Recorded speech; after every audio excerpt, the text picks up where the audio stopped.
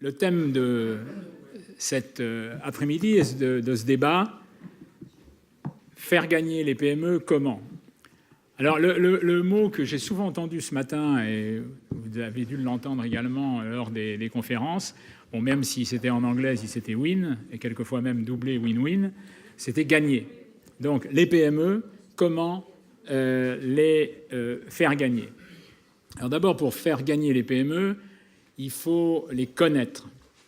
Et il y a une appellation trop répandue qui est les dirigeants de PME et qui montre qu'on a souvent trop tendance à considérer les PME comme un ensemble homogène, un monde homogène.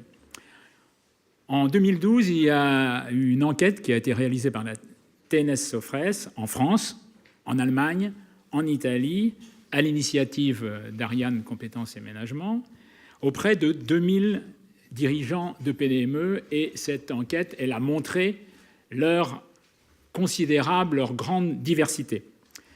Et il y a un livre qui, à cet égard, complète l'enquête, qui s'appelle « Qui sont vraiment les dirigeants de PME ?»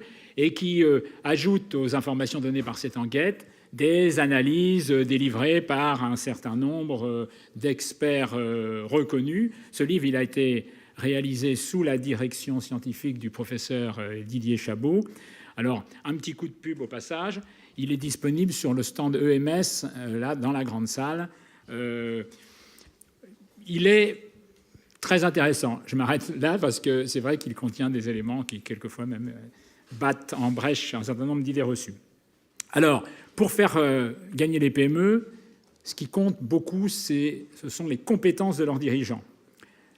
Notre association, Ariane, elle s'est donnée pour mission de promouvoir la formation continue des dirigeants de PME, les dirigeants de PME actuels, les dirigeants de PME futurs, et elle structure ses actions à partir d'une évidence, c'est que l'acquisition et l'actualisation de ces compétences, c'est une des conditions absolues de la réussite des PME et donc de leur croissance et donc, bien sûr, de l'emploi.